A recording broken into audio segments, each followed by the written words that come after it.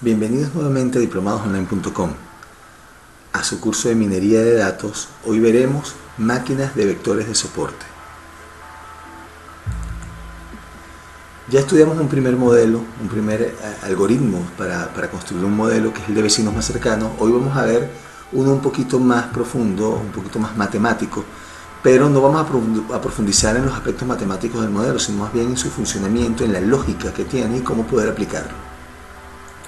El método de vectores de máquinas de vectores de soporte, también a veces conocido como máquina de soporte vectorial o support vector machine en inglés, es uno de los métodos más utilizados porque tiene una cantidad importante de bondades que lo hacen incluso competir con métodos muy poderosos como el de redes neuronales.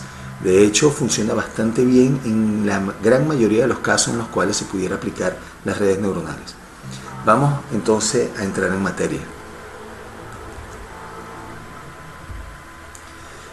Ok, la agenda. Vamos a ver qué son modelos de clasificación, un breve repaso.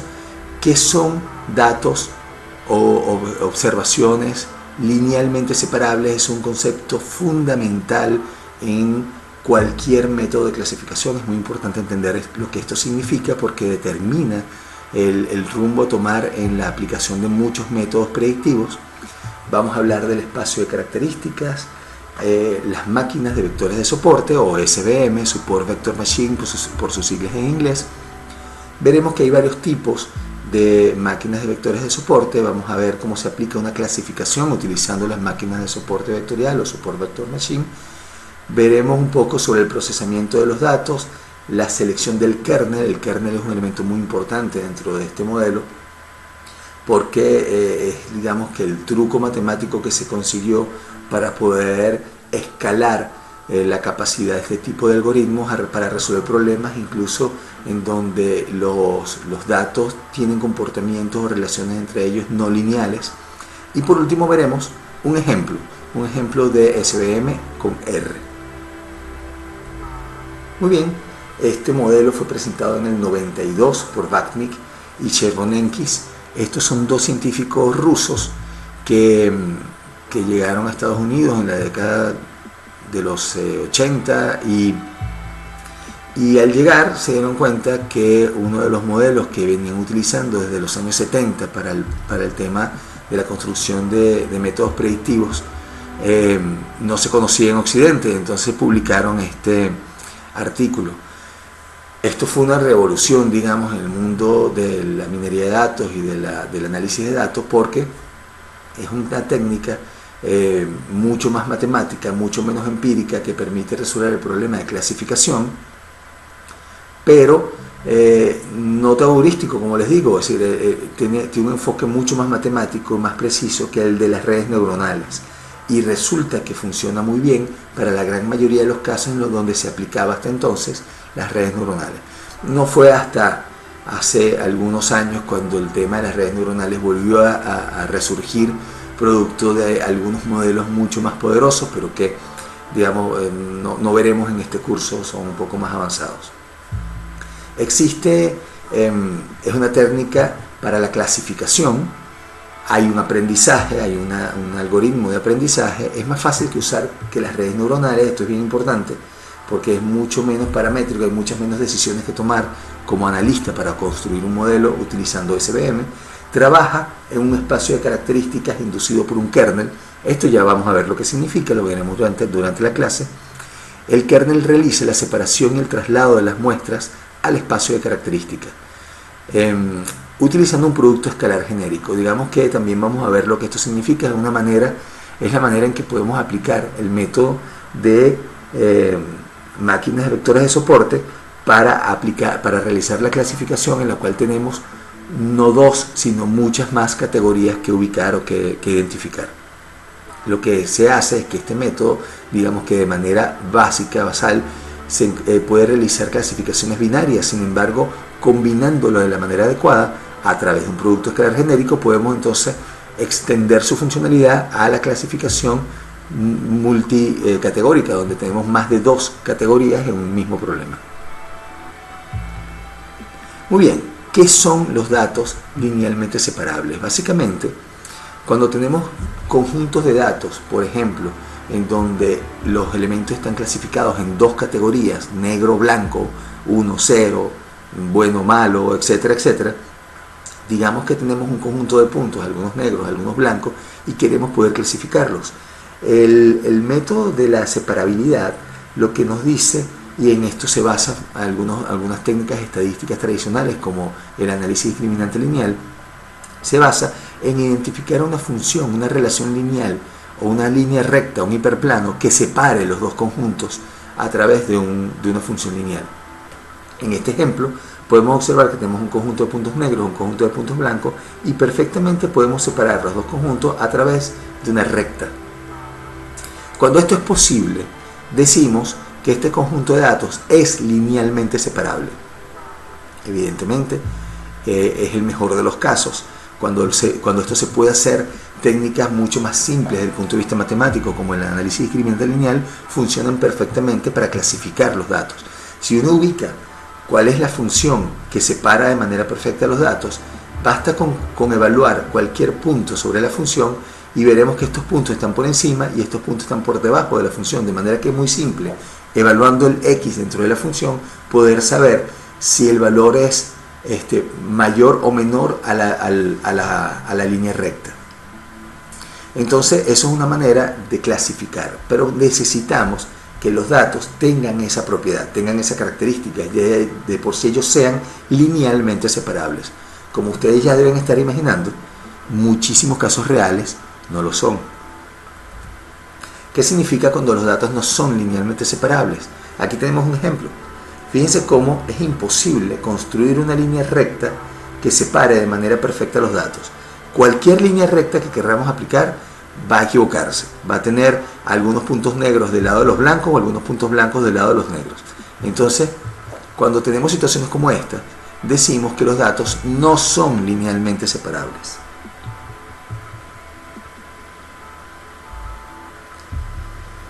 Entonces, ¿qué es lo que se busca hacer? Cuando tenemos conjuntos de datos como estos, en los cuales no hay una separabilidad lineal, siempre buscamos entonces conseguir alguna función que nos convierta este conjunto de datos en un espacio de características distinto, es decir, una transformación aplicada a cada uno de los puntos, en la cual dé como resultado una nueva distribución de los puntos, pero que a diferencia del original, estos sí sean linealmente separables. Si nosotros logramos conseguir esta función θ, que convierta todos los puntos que tenemos en nuestro espacio original de datos a un nuevo espacio en el cual los datos sí puedan ser linealmente separables, decimos que hemos encontrado un espacio de características. Estamos trabajando con una operación que nos transforma nuestros datos de entrada a unos nuevos datos de entrada, pero con una propiedad particular, y es que es posible conseguir una función que nos los separe linealmente. Esta función de transformación tiene que ser biyectiva, es decir, nosotros debemos poder transformar nuestros datos y devolver la transformación para traducir nuestra función de separabilidad a cómo estaría construida sobre nuestros datos originales. Entonces, cuando nosotros conseguimos una operación matemática que nos permite transformar nuestros datos originales en una nueva distribución de datos en la cual ya son linealmente separables, a esta nueva distribución la llamamos espacio de características. Es decir, cada uno de los puntos que está acá no es otra cosa que cada uno de los que tenemos aquí en nuestra distribución original, pero aplicándole una función particular. Existen muchos tipos de funciones de transformación hacia el espacio de características que nos pueden ayudar a convertir un conjunto de datos en un conjunto de datos linealmente separables. Las funciones, digamos, cuando nosotros tenemos un conjunto de datos, por ejemplo, aquí tenemos xy, xj, y le aplicamos nuestra transformación. Estas transformaciones θ pueden ser la lineal, una línea recta, la sigmoide, que es la tangente hiperbólica, la polinómica o la gaussiana, que también se conoce, no solamente gaussiana, hay muchas funciones que tienen la misma característica, que son conocidas como funciones de base radial. El hecho es que estas son las operaciones que generalmente se utilizan.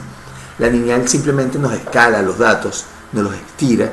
La sigmoide es una suerte de función de activación, porque hasta cierto punto vale 0 y a partir de cierto umbral vale un tope, vale 1, etc. La polinómica, bueno, es un poco más compleja, tiene altos y bajos dependiendo del grado del polinomio. La gaussiana generalmente es 0 en todo el espacio, excepto en un pequeño sector en el cual tiene una especie de chichón, en el cual tiene una especie de activación puntual, o alrededor de un punto más bien. Estas funciones aplicadas sobre el conjunto de datos de entrada es posible que nos los convierta en un espacio de características en donde tengamos la posibilidad de la separabilidad de los datos.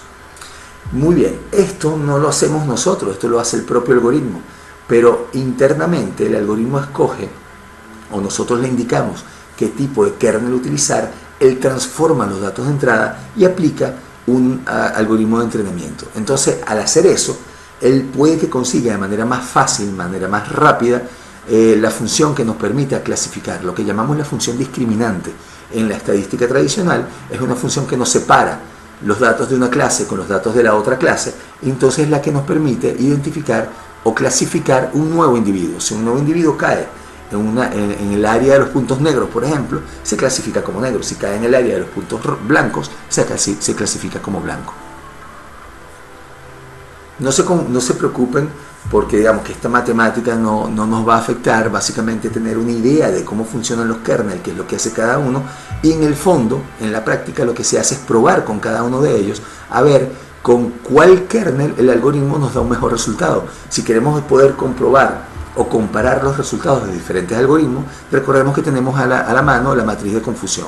Ella nos va a permitir evaluar qué tan bien funcionó un algoritmo con respecto al otro, en la cual fueron aplicados diferentes kernels.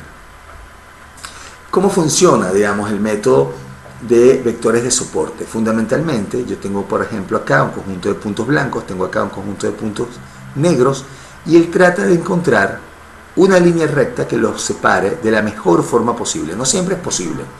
En algunos casos los datos son tan densos o tan complicados, tan complejos, que sí, puede que no haya manera de obtener un resultado perfecto. Por ejemplo, en este ejemplo, aquí tengo un punto negro que será imposible lograr que entre dentro del espacio de los negros.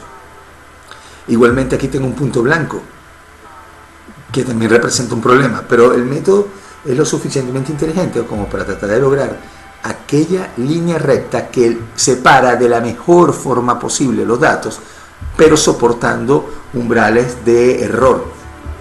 Para ello, calcula las distancias de cada uno de los puntos de cada una de las clases con respecto a la línea de separación, de manera de optimizar las distancias, de manera que esta línea recta esté lo más separada posible de ambos conjuntos.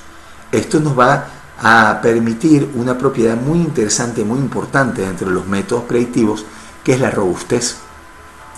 En este caso, datos que estén muy cercanos datos, por ejemplo, puntos blancos que estén muy cercanos al conjunto de los negros, van a tener mayor probabilidad de ser reconocidos como blancos, porque esta línea no va a estar muy cerca de ninguno de los dos conjuntos, sino lo más separada posible de ambos. Por eso es que se llama vectores de soporte, porque la construcción de estos vectores que permiten calcular las distancias entre los puntos de cada uno de los conjuntos con respecto a la línea recta, y la optimización para que ninguno de ellos sea demasiado grande o demasiado pequeño, es la que garantiza obtener la mejor recta posible. Esto no se logra en los métodos de redes neuronales. La recta de separación obtenida en los métodos de redes neuronales es una técnica que se obtiene de manera iterativa y que no necesariamente es la óptima, como si lo es el caso de las máquinas de vectores de soporte. Otra diferencia es que este algoritmo se obtiene de manera algebraica, es decir, a través de una fórmula, un cálculo, mientras que la recta de separación que se utiliza en redes neuronales se obtiene de manera iterativa a través de un algoritmo heurístico. Entonces, fíjense la diferencia entre las máquinas de vectores de soporte. Tiene un mayor sustento matemático y una mayor velocidad a la hora de conseguir el resultado. La función a minimizar, bueno, no vamos a caer, digamos, en estos detalles, lo pueden consultar ustedes en la bibliografía sobre máquinas de vectores de soporte, pero básicamente, dados los vectores asociados con los puntos más cercanos a la línea recta, podemos hacer un proceso de optimización que nos permita obtener la recta que mejor se ajuste, que esté lo más alejada posible de ambos conjuntos. Una vez entrenada, digamos, la máquina de vectores de soporte, entonces tenemos una recta discriminante, una función discriminante que, evaluada sobre cualquier conjunto de entrada, nos va a determinar a qué lado pertenece. Una recta solamente nos puede separar entre dos conjuntos, pero nosotros podemos aplicar este método para cada par de conjuntos y luego hacer una suerte de combinación escalar entre todos los conjuntos para determinar, dado un punto de entrada, a qué punto o a qué clase realmente pertenece.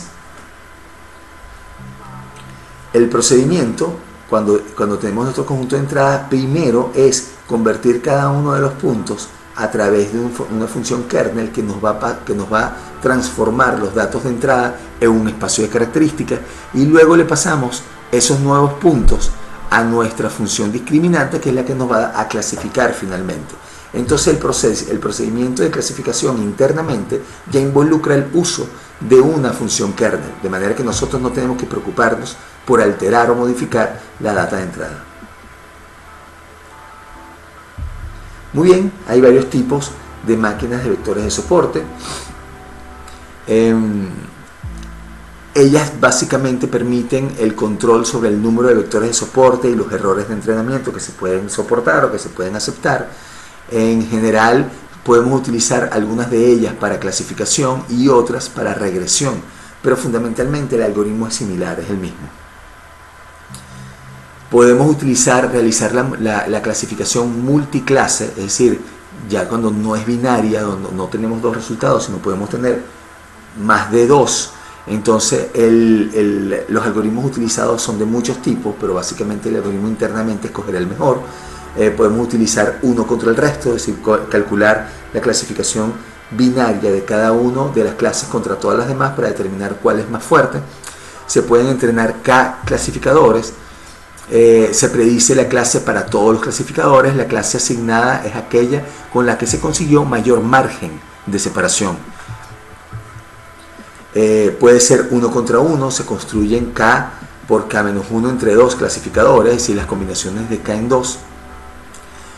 Cada uno se entrena con los datos de dos clases diferentes. Se utiliza una estrategia de votación para determinar cuál fue la clase más asignada por cada uno de los clasificadores. O puede hacerse también con una estimación probabilística. Hay muchas técnicas para poder convertir un método de clasificación binaria en una técnica de clasificación multiclase. Ya veremos que este tipo de artilugios, digamos, de clasificación son internos al algoritmo de entrenamiento. Para el preprocesamiento de los datos, cada ejemplo o vector de números reales, si hay atributos categóricos hay que convertirlos en numéricos. Recordemos que esto es un método matemático, utiliza operaciones numéricas porque trabaja con álgebra lineal, con lo cual es necesario que todos los atributos sean numéricos.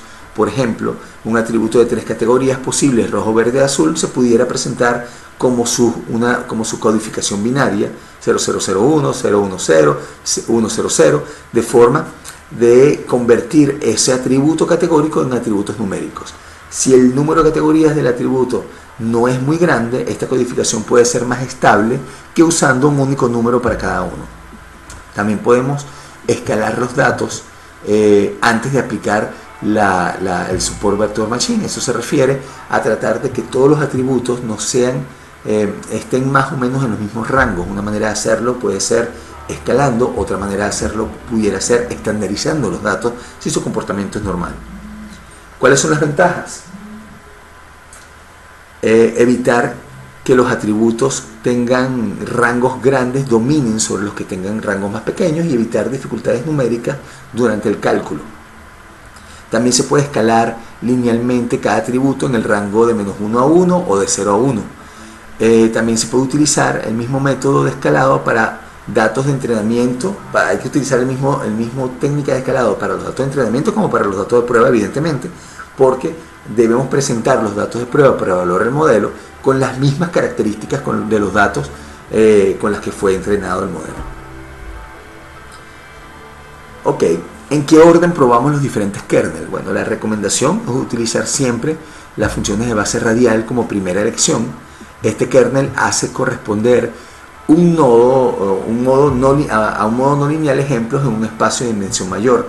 Tiene menos hiperparámetros que el polinomial. El polinomial es muy variable y genera un modelo mucho menos complejo, menos problemas numéricos, etc. Entonces, bueno, la recomendación en general es aplicar el modelo, el kernel de funciones de base radial, RBF, digamos como primera selección. De hecho, es probable, creo que es así, los algoritmos de SVM ya involucran como por defecto el kernel RBF.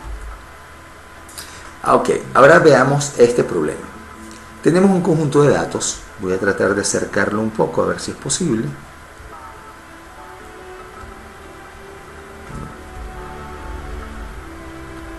Muy bien.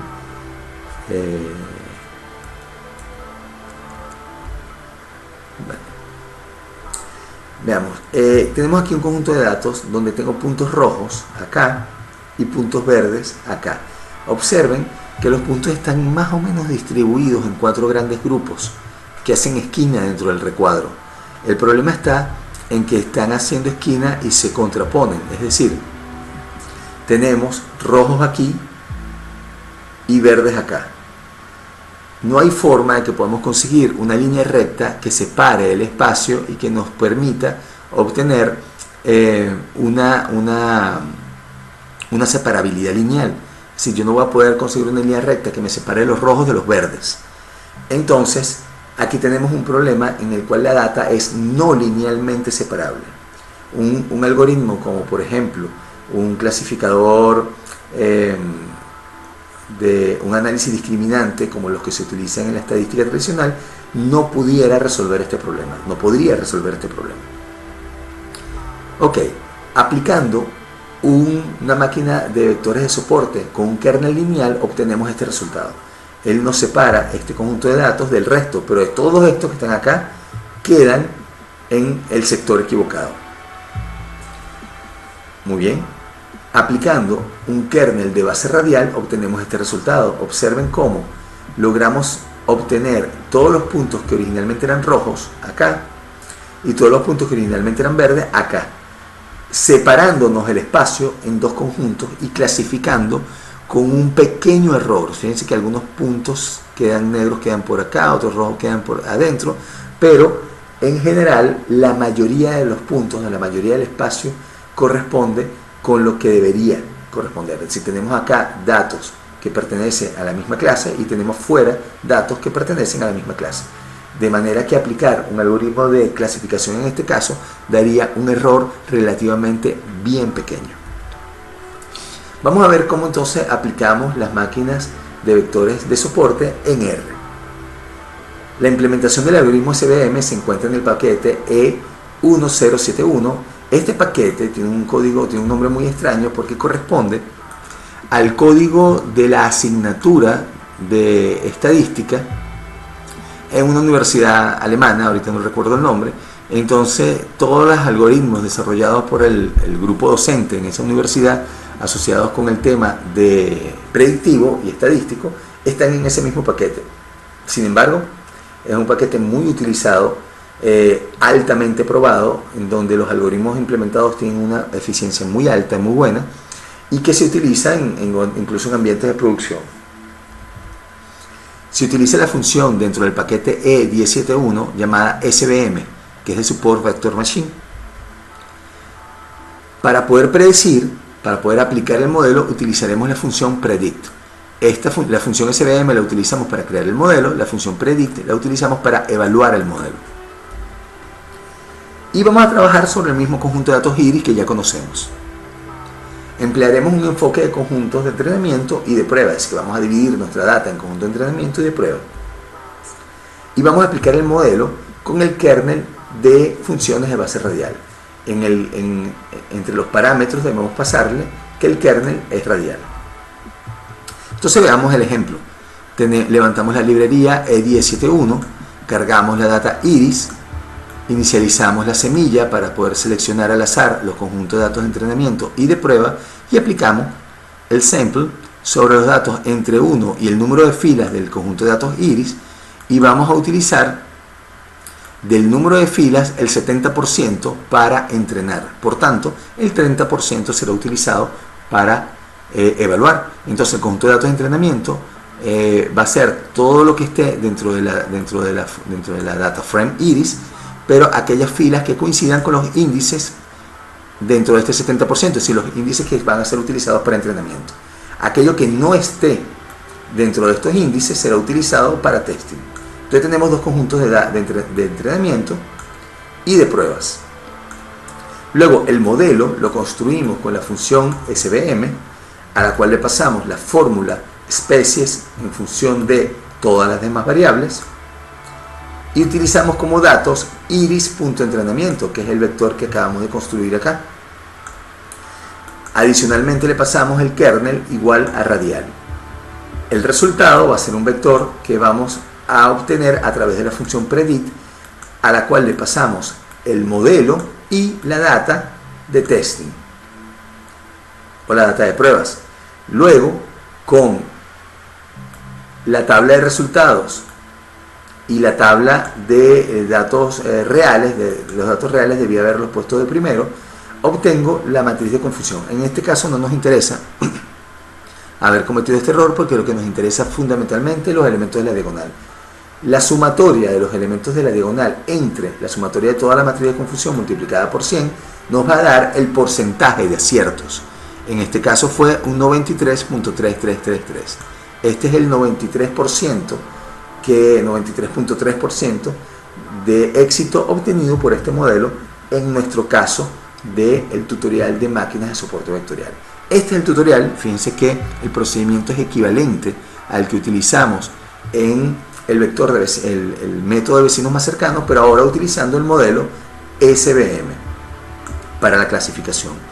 Como recomendación, utilizar la función radial primero, pero si no funciona muy bien pueden probar la lineal, la polinómica, etc. Entonces aquí tenemos el ejemplo de la aplicación de las máquinas de vectores de soporte sobre el conjunto de datos de las flores, para ver cómo podemos aplicar este tipo de modelos para la clasificación o la construcción de modelos predictivos. Aquí hay una lectura complementaria sobre las máquinas de vectores de soporte que pudiera ser muy práctica, muy útil para ustedes. Y bueno, muchísimas gracias por haber visto esta clase. Recordemos que nuestra técnica de vectores de soporte o máquina de vectores de soporte es una técnica muy potente, muy fácil de usar, porque simplemente tiene un solo parámetro, que es el kernel que vamos a utilizar. De resto, el procedimiento es equivalente a cualquier modelo predictivo. Es muy poderosa porque tiene la capacidad de separabilidad basada en un kernel que compite con técnicas mucho más complejas, como por ejemplo la de las redes neuronales, sin embargo mucho más fácil de aplicar. Tiene muy buenos resultados en problemas realmente o relativamente difíciles de resolver, y que en general pudieran tener datos que no son linealmente separables, con lo cual podemos atender una gran variedad de problemas, aun cuando las relaciones funcionales entre los datos de entrada y salida no sean lineales. Entonces estamos frente a un modelo predictivo que tiene sus inconvenientes, porque tenemos que tener los atributos numéricos, pero tiene las grandes ventajas de poder resolver relaciones lineales, relaciones funcionales no lineales, y además a una velocidad muy alta, porque el modelo es simplemente una fórmula matemática que se calcula a través de álgebra lineal, álgebra de matrices, y que no requiere un proceso empírico iterativo que pueda o no llegar a un resultado correcto. Muchísimas gracias por haber escuchado hasta acá. Espero se haya sido de utilidad este método de máquinas de vectores de soporte, muy potente, muy poderoso y con muchas posibilidades en modelos predictivos, aunque cuando estamos trabajando con atributos numéricos. Muchísimas gracias.